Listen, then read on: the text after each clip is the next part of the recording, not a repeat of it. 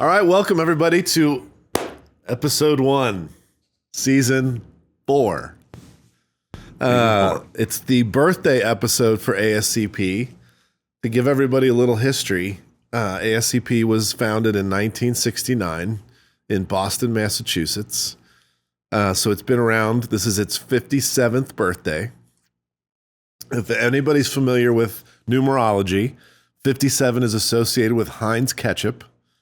And Heinz Field, the former name of where Pittsburgh plays, is what Tom is decorated in this morning in his Steelers garb. So that's my spin and tie to the birthday. It's the current name. We don't ever accept Acrisure. That it's still Heinz Field. I did see ketchup bottles when I was there for the Pennsylvania Geriatric Society on the awnings as you walk into the stadium. So it's still Heinz 57 is still there. Well, football is alive and well in the city of Pittsburgh. Once again, God reached down and blessed the Steelers. With a playoff berth? They got themselves with a playoff berth, an undeserving playoff berth, but nonetheless, AFC North champions. And we've just got to celebrate that and take a moment, despite all of our inadequacies and struggles and horrible decisions. We somehow are the best in the North. So. Yeah, we'll try to maintain some semblance of time on this podcast, and we try to remind ourselves this podcast is going to be 2-3 weeks out in the future when it airs. So I don't know that it's appropriate to talk about whether Tomlin is still the coach after the Steelers went one and done in the playoffs again, but we could. I think that Tomlin leaving will be Tomlin's only decision, despite the many fans that would like to see a regime change because, mediocrity is not really our goal every year. That's the standard. The standard is the standard. The standard That's right. is 9-8. The standard is not winning a playoff game in a decade. That's the standard right now. It's current standard. So, all right. Well, let's talk about ASCP's birthday. Again, she said 1969. 1969. What other fun things, world-changing things, America-changing things happened in 1969? It was the summer of fun love. Trivia for you today. It's the summer of love. Woodstock. Woodstock, bingo. Yeah. Something else happened that changed. That some people say didn't happen. That it was fake. The moon landing. Yeah. Yeah. Yep. The supposed moon landing. We'll let the, conspiracy theory people talk about that. We've never been back to, by the way. We just went once and, although I did hear that some other country spotted the rover up there, lending more credibility to the fact that we were there. Although, or at least sent a rover there. Yeah. I didn't see a picture because, it's on the dark side of the moon. So you can't take any pictures over there. Yeah, conveniently. Yeah. So, but that's a cool fact. So, that ASCP's been around a long time. I was looking at other major companies that we all kind of know and take for granted. It seems like they've been around forever. They actually started after 1969. You want to take a gander at something that we're even using right here, right now, today? That was founded after 69? After 69. It's ingrained in our society. Could be all kinds of things, right? Like the major stuff that we internet. Well, around 1969, but a little bit after. Insurance companies in the early 70s, I think HMOs came out. HMOs came out. We'll get back to that. I don't know. No, with Microsoft is post 1969. So ASCP's older than Microsoft. Yep. We're older than Nike. Obviously, we're older than Apple. And we're also older than Starbucks. Can you believe that? Yes. I can't believe it. But it seems like, again, Microsoft's, at least in our lifetime, Microsoft's always been around, and ASCP's started earlier. Yeah, and I think a testament to ASCP and the work that we all do as members and staff here is, we're focused. If you look at great companies, And I'm not suggesting ASCP is a great company, although I think it is. I think they focus. Southwest was always known for being on time and having all of their employees involved in turning a plane around so that it would be on time, whether that was the pilot or the baggage handler or the stewards. Everybody participated in making sure that that flight got off on time safely. They always had a good time. I don't think Southwest is that anymore. But I think when you're focused, we're focused on pharmacists and pharmacies that practice in older adult settings. When you have that focus, it creates a lot of alignment with people, and you are representing them. They want to be members of an organization like that because what they do every day is in perfect alignment with what this organization represents and tries to accomplish. And I think in my short tenure here of coming up on 8 years, I would say when I look at other associations, pharmacy or otherwise, I think the biggest issue that they have is they lose that focus. They try to be everything to everybody. They might even cross disciplines. We've seen that with some of the medical associations we work with, try to be everything for nurses and nurse practitioner. I think it's the wrong approach. I mean, we're a pharmacist organization. We focus on pharmacists that work in long-term care pharmacies that service individuals that are older or medically complex. I mean, we have not strayed from that, I think, in 57 years.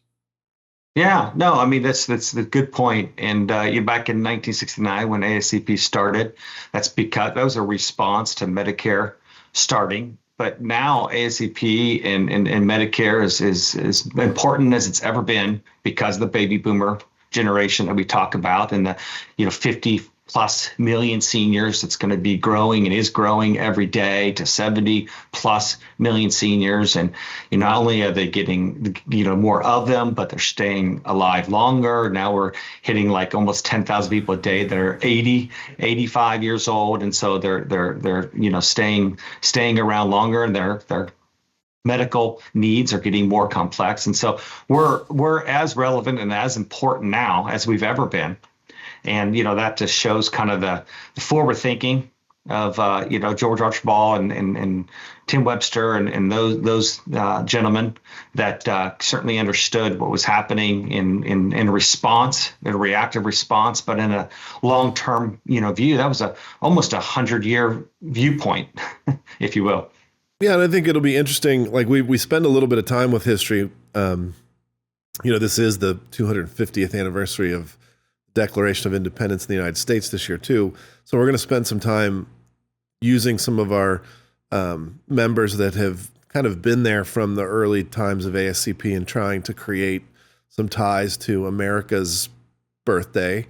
And I think what's interesting about our space is I would love to know if our members, if ASCP, either ASCP type pharmacists or ASCP pharmacists, were really the ones that created the most innovation in the medication packaging space. I mean, they were thrown into a nursing home, which was brand new, and told, hey, help us manage this. We have 80 people here, probably on, let's just argue, 5 medications each. It's 400 amber vials potentially that are going into that nursing facility in a random haphazard fashion, not even probably synced to the individual in those early days. So, kind of like a community dwelling person today, my refills due on my one drugs due this day, my other drugs due this day.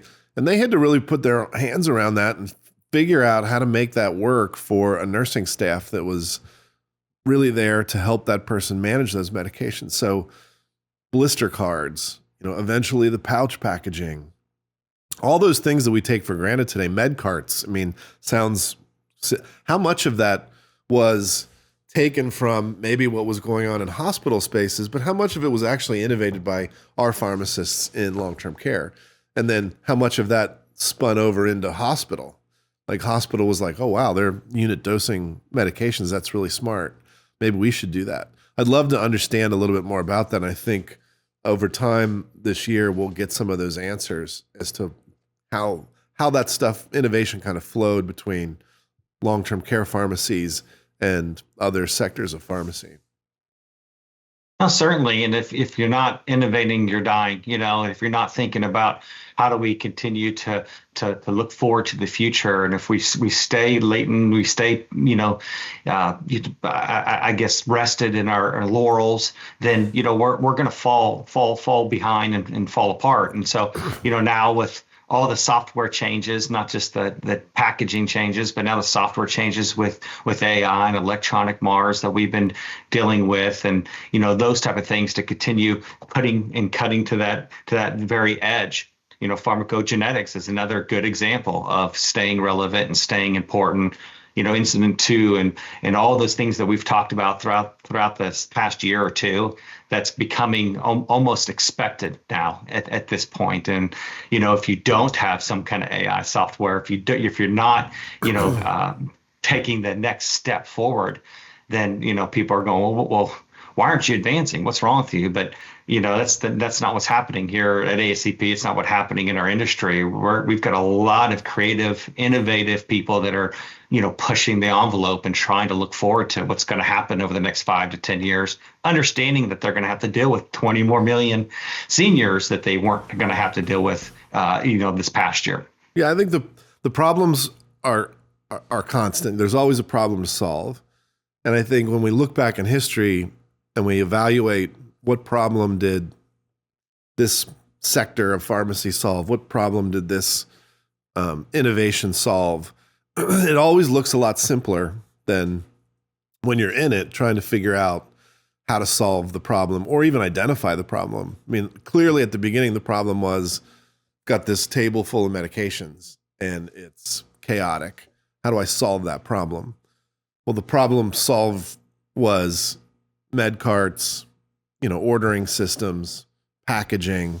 That was all part of the solution. Then at some other point in ASCP's history, the problem was, well, this person's on 10 medications. What's the solution for that? Well, how about we put a pharmacist that's dedicated to just looking at that in the nursing home and helping the medical team make that better. And to some, arguments today, we're still struggling with that problem, but we're trying to solve it. And I always look back to when I was cutting my teeth in long-term care, the problem was always I ordered it and they didn't receive it. I mean, if you're ever in a nursing facility from, I guess, the year 2000 until when I left practice in 2018, for that 18 years, it was a constant. Nursing staff said I ordered it and didn't receive it. And it was some amalgamation of an actual pharmacy mistake. We lost it in the process, or the nurse really never ordered it, or thought she ordered it, or faxed it to the wrong place, or it was in the nurse's station or in a med cart somewhere, in the wrong place. So what I really think AI is going to do is it cleans up that ordering process, not just from a productivity standpoint and a accuracy standpoint on the pharmacy side, is AI probably should be able to identify in your database of scripts, hey, there's something on this person's profile that should have been refilled and it hasn't been refilled. I'm going to highlight that in some way to the pharmacy to say, hey, we think this should have been ordered. It's not automatic refill per se. It's just the intelligence of, oh, that should have been ordered. I don't see an order for that, regardless of if it went to the wrong place or faxed to the wrong place or entered into the wrong place, or the tech dropped the label under the dispensing island.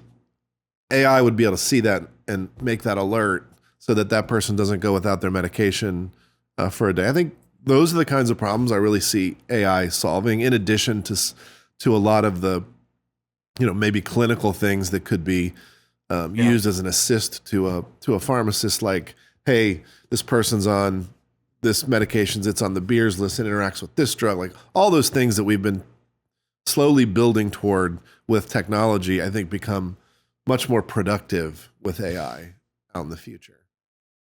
Oh yeah, there's no doubt. I think the options are absolutely endless, and I've been able to interact a lot, with AI over the past year, and see a lot of different areas where you're kind of looking at yourself going, man, that should have been here 20 years ago. Like, I'm glad it's here now, but yeah, man, we've been suffering with not having this act, trying to guess your inventory and trying to, make sure that you understand every clinical potential possibility, and, based on maybe, how much sleep did that pharmacist get, or how many years that pharmacist in practice, you're going to get different clinical results. And it, really shouldn't be that way. There should be guidance. And I believe that's there now. I think the technology exists. It's a matter of just structuring it and getting installed. And a lot of that mundane, repetitive work that we've been focused very, very much so on transactions and just the filling and billing. I think all that's is what AI is going to replace first and foremost. And then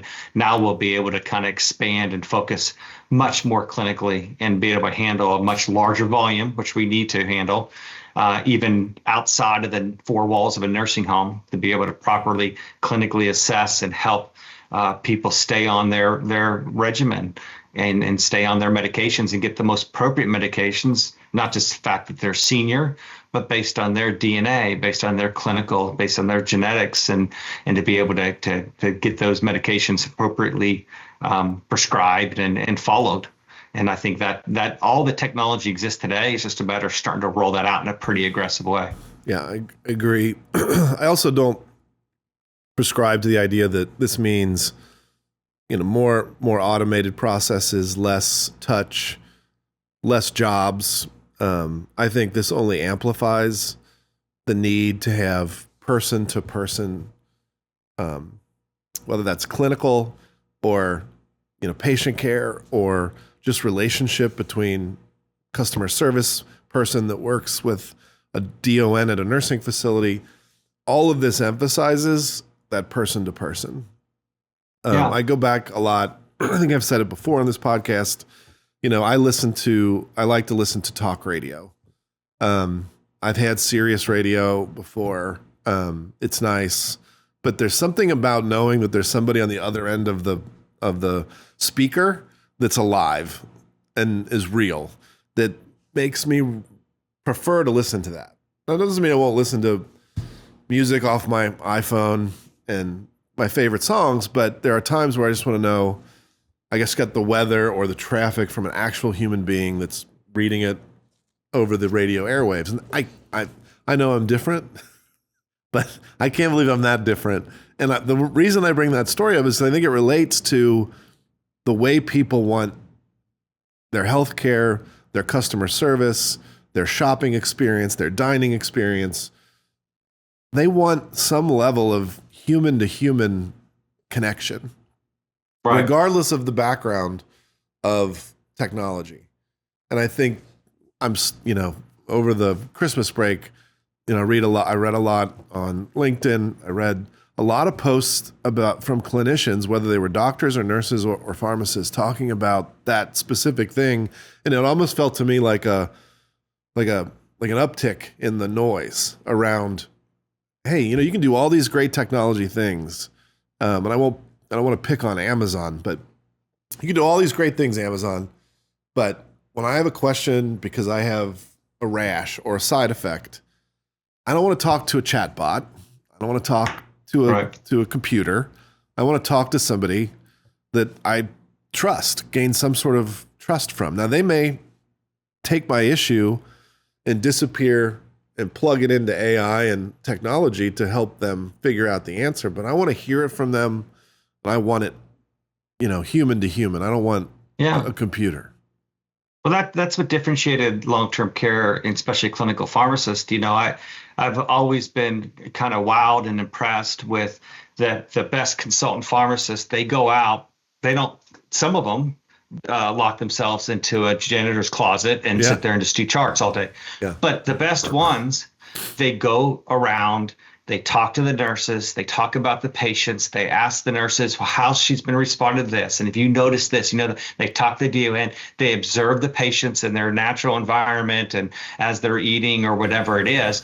And, nothing no AI ever is going to replace something like that. No. And that's what really differentiated, I believe, great consultant pharmacists versus any other kind of pharmacy practice, especially a dispensing situation where they're trying to get out volumes and volumes of prescriptions. And not that they don't have credibility in their own right, but it doesn't replace, like you said, that personal touch.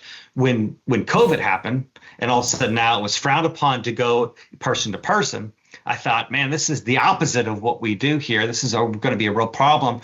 But what's inspiring about that situation is that resulted in Teams calls and Zoom calls and that kind of stuff.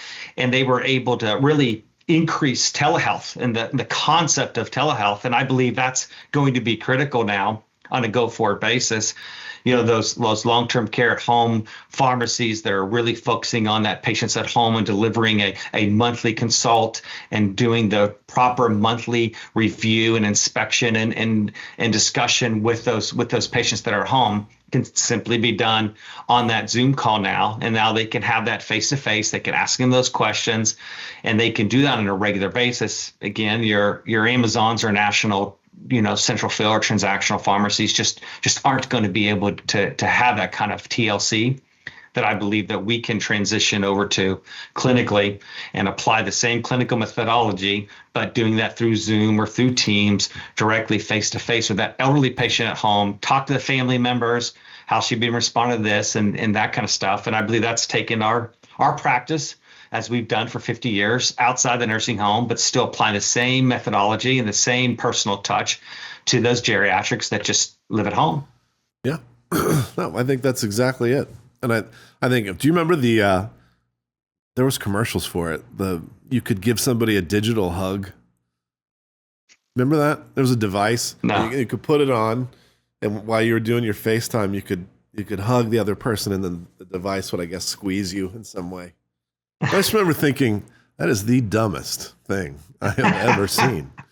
And the idea that somebody thought that was a replacement for giving somebody a hug was interesting, to say the least. Yeah. But that's what I feel like. Like, we don't want that. We love the FaceTime, but nothing replaces a visit and a real hug. So I don't know. I think you're right. I think we're going to see, maybe not this year, but a trend toward making sure this technology empowers us to be more human at the healthcare level. At least that's what I hope. Because I think that's what we're designing it to do, and that's what we want it to do. And as consumers of healthcare, that's what we want. That's what our demand is to have that.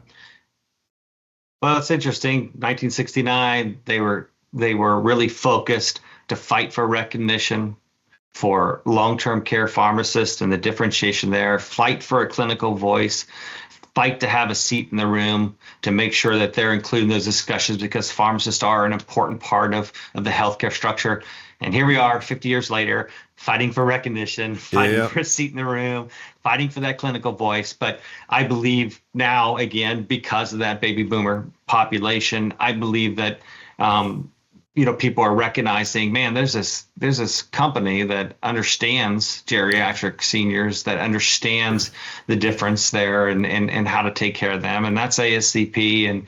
And so I'm very excited about what's going to happen in the future. But I see you and ASCP getting a lot more phone calls asking for advice, asking for help, asking for perspective that maybe 10 years ago ASCP never would have been not just included, but even thought of to ask to kind of help advise and counsel. So I think that's going to be. I think you're going to get busier and busier, and ASCP is going to continue to be at the forefront of geriatric care.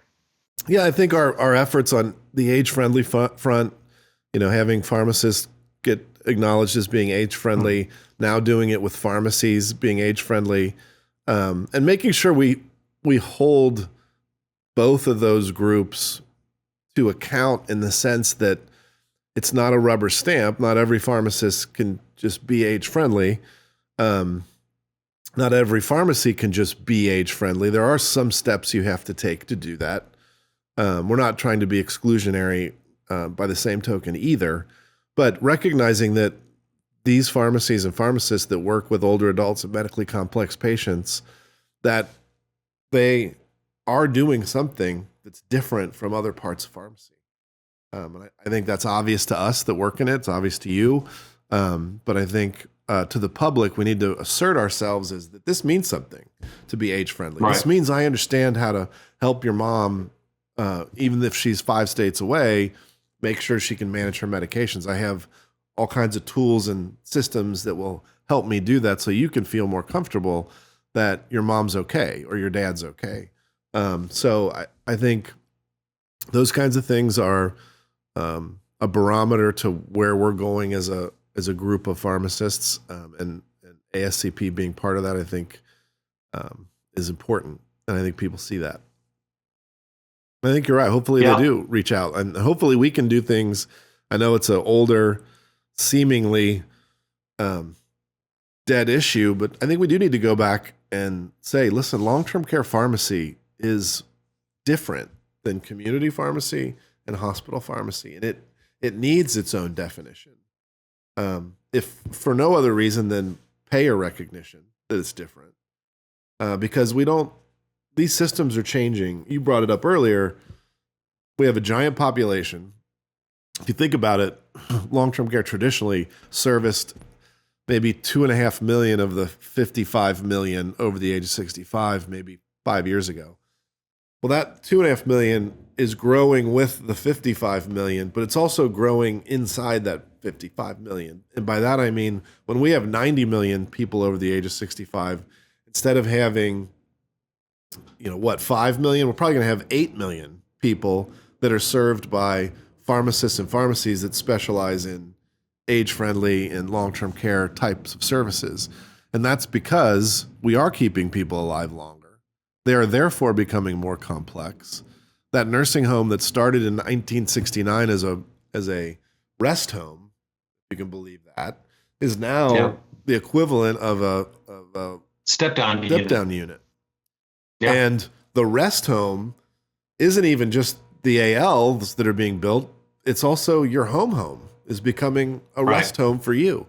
So those patients kind of get folded into what these pharmacists and pharmacists have been doing for 57 years. And I know that threatens some groups, like community pharmacists feel threatened by that, like long-term care pharmacies are going to take over the world. I just caution people that when you got to take care of 90 million people, there are a lot of people that are otherwise healthy older adults that need community pharmacist services. They might not need 24/7 access. They might not need IVs. They might not need that kind of stuff. But there's these other pharmacies that can do that can fill that need on that end of the spectrum. And that's okay. Right. That's the natural order of things. But there's a hybrid area there. They might not need as much hand-holding as someone that's in an institution for sure. But they do need specialized packaging. They do need delivery potentially, especially if they live alone.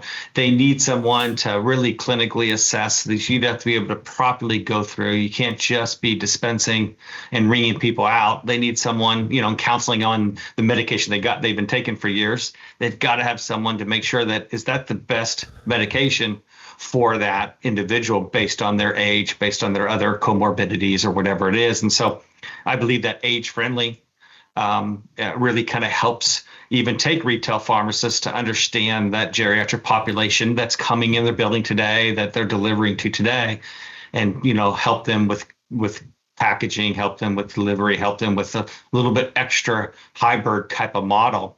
And so, we're all in this together, and we certainly need to be able to handle this population throughout many, many different pharmacies, not just closed door long-term care. Yeah, I mean, I think that's not crazy to think that a local long-term care closed door pharmacy might not have a more synergistic relationship with a community pharmacy or a group of community pharmacies that says, hey, when one of your patients needs IVs, or if they have a call after hours, we can be that backup just as a relationship.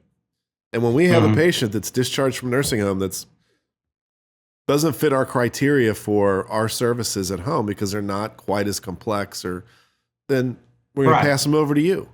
And I think Right. that can work in Yeah, a makes real sense. way and meet everybody's expectations and demands. I'm sure not every pharmacist out there that works in a community setting wants to have, a call rotation, are capable of filling IV medications.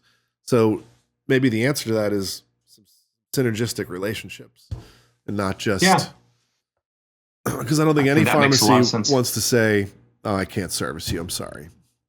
They'd rather say, "I can service you, but I've got a partner that can help me if you need an IV medication or you need something else." So we'll see. Yeah, We'll yeah, see what that the makes next a lot of sense. 57 years brings. Well, before we go forward 57 years, I thought I'd throw some fun ASCP trivia out to you a little bit and see if get your brain kind of thinking a little bit. And so we talked. I mentioned Tim Webster. Do you know how many years Tim Webster served in the role as executive director? Good question. I'd have to say it was. I'm gonna pick an answer I know isn't right, but might be in the vicinity. But I would say 15. Higher, much higher. Higher, much higher. Oh wow. I don't know. 25, 30. Very, very close. 27 years. Wow. And when was his last year? Do you remember? Do you have that? I don't, Okay. but he was the first executive director. So I'm guessing, did he start in 69 with No, he wouldn't have started. Webster was his, not in 69. Webster passed in early 2000s. So he would have been like 1980, maybe he started. And I'm sure a lot of okay. our historians out there are going to email Yeah. me Yeah, they're and probably correct me for sure. pepper. But I mean, Rick Berman was Are- the first, he was the oh, yes. Yeah, first yes, one. yes, yes.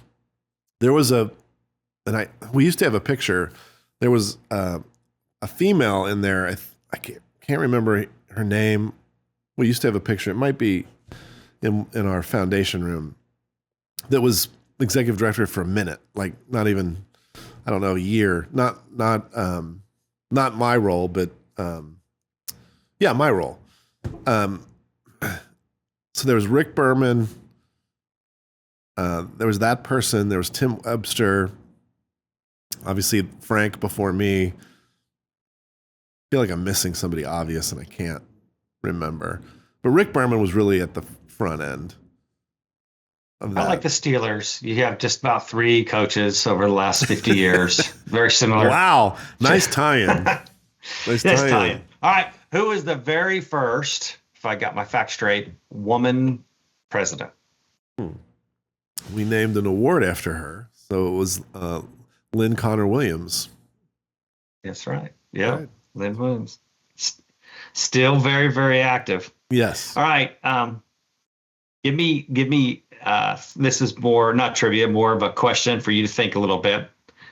Not to differentiate from presidents to, predecessors or anything like that, but give me a few, 2 or 3 ASCP leaders, whether they're historic or current, that you think had made the greatest change or the greatest influence that affected our industry, not just ASCP, but our industry.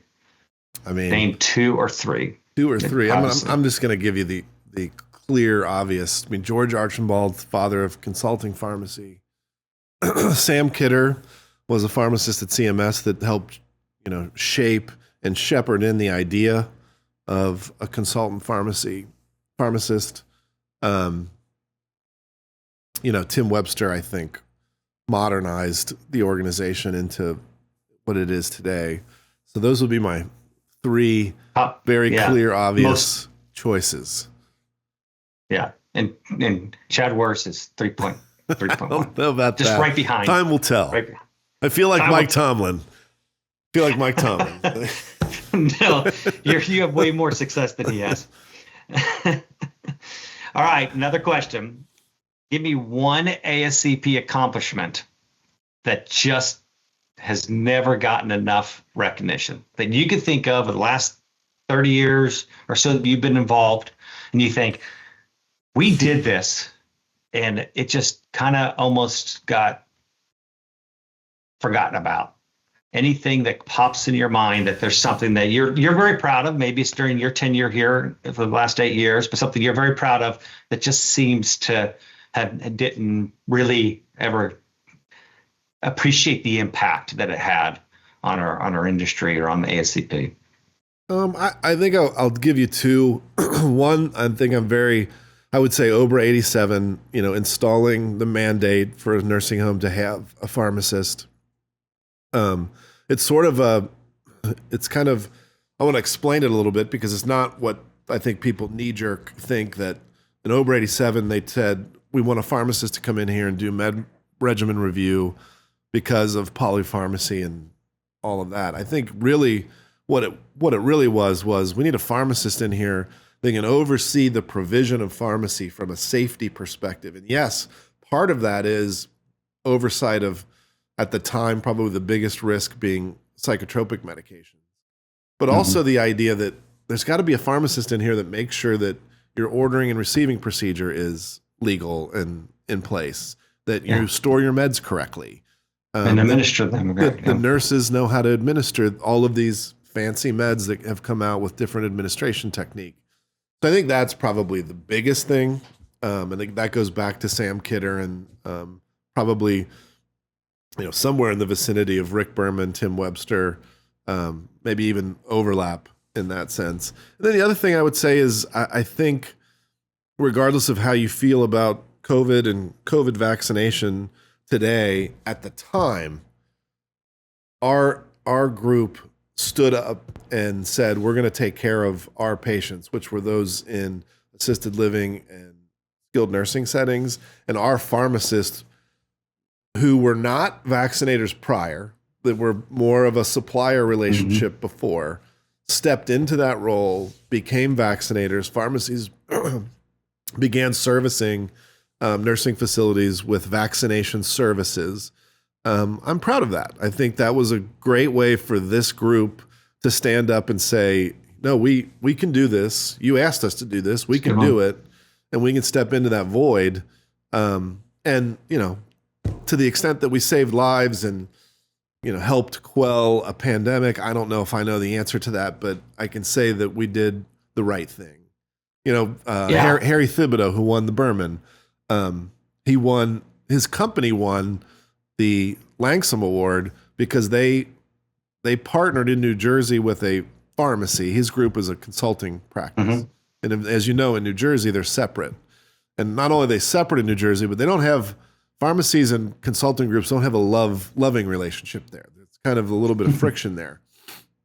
But he partnered with a pharmacy and stood up a field hospital in New Jersey to handle potential COVID overflow. And I don't think a single patient ever reached that field hospital, but he and that pharmacy stood together and said, we're gonna stand this thing up.